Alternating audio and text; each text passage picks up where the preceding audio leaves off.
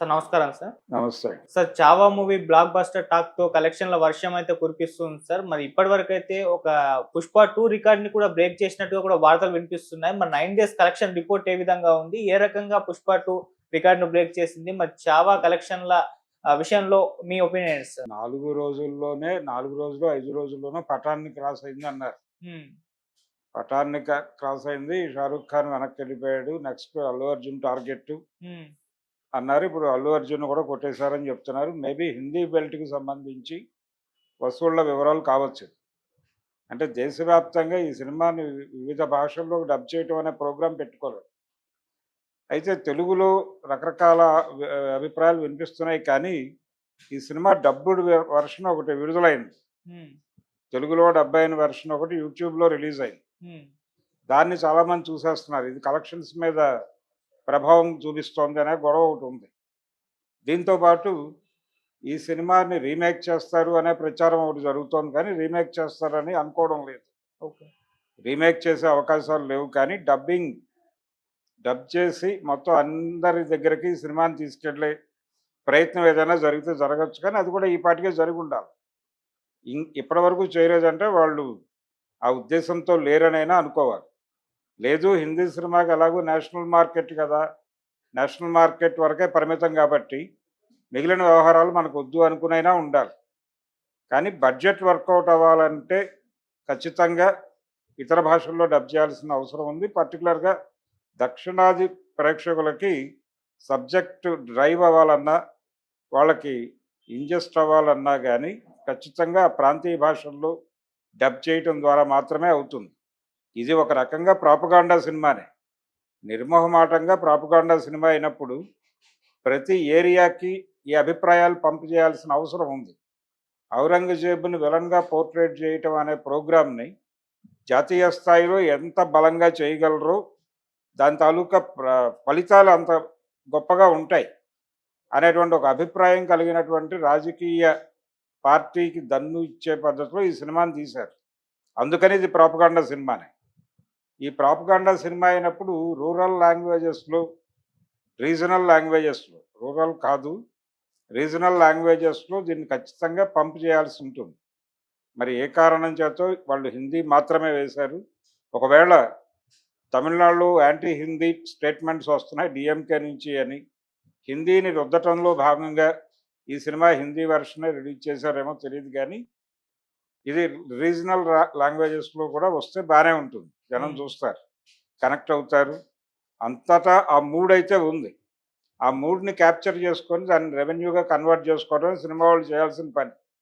ఇందులో చరిత్ర చెప్పారా? లేకపోతే చరిత్ర కానిది చెప్పారా? కల్పితం చెప్పారా? ఇలా రకరకాల వ్యాఖ్యానాలున్నాయి ప్రపంచంలో. అంటే శివాజీ, శంభాజీ అలాగే శివాజీ రెండో భార్య కుమారుడు వీళ్ళందరి పేర్లు ఇప్పుడు అందరికీ ఇంటింటి పేర్లుగా మారినాయి. మారిపోయి వీళ్ళ జీవిత చరిత్రల మీద రకరకాల తవ్వకాలు జరిగిపోతున్నాయి ప్రతి రీజనల్ లాంగ్వేజ్‌లోను. ప్రతి ప్రాంతీయ భాషలోనూ, ఆ భాషల్లో ఉన్నటువంటి సోషల్ మీడియా నెట్వర్క్స్‌లోనూ, ఆహ్, ఆ భాషల్లో ఉన్నటువంటి మెయిన్ స్ట్రీమ్ ఛానల్స్‌లోనూ, పేపర్‌లలోనూ కూడా ఇదే చర్చ జరుగుతోంది.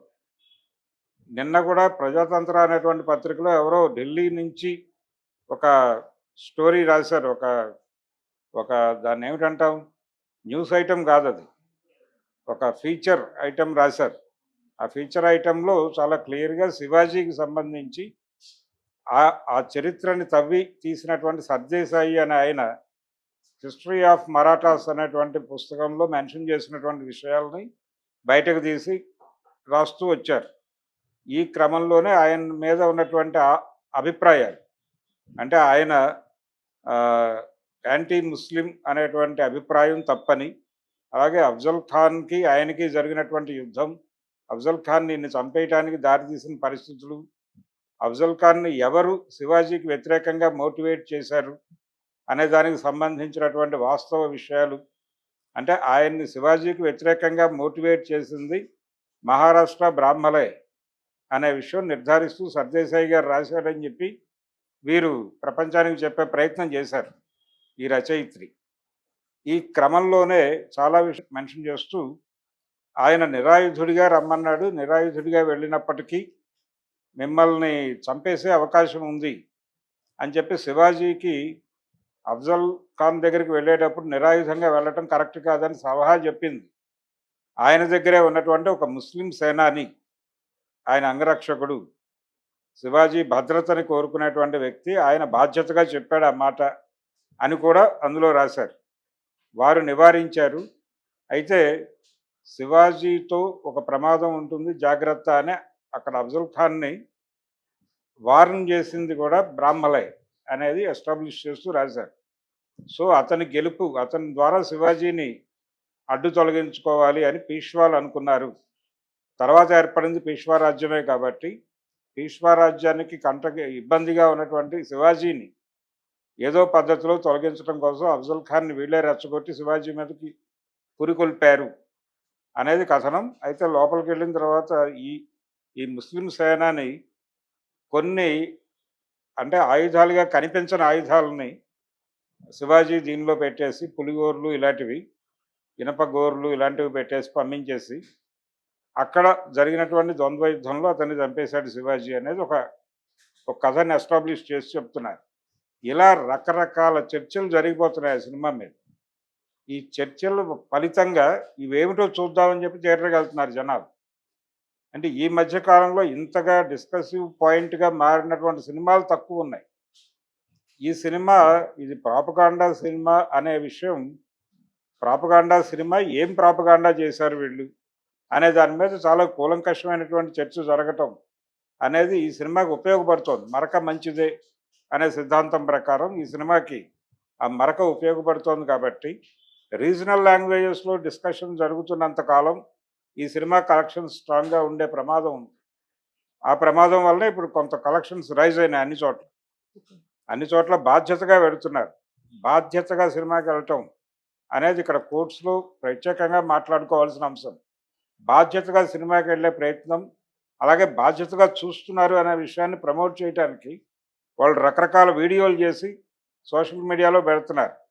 పిల్లలు లేచి నిలబడి అరవటాలు, అంటే ఆ క్యారెక్టర్ సంభాజీ మహారాజ్ మీద దాడి జరిగిన సందర్భం, ఆయన కట్టేసిన సందర్భంలో జనాలు, అలాగే ఆయన ఔరంగజేబ్కి వ్యతిరేకంగా మాట్లాడుతున్న సందర్భంలో రెచ్చిపోయి జై భవానీ వీర శివాజీ అని థియేటర్లలో నినాదాలు ఇవ్వటం, ఇదొక ప్యానిక్ సిచ్యువేషన్ని వాంటెడ్గా క్రియేట్ చేస్తున్నారు.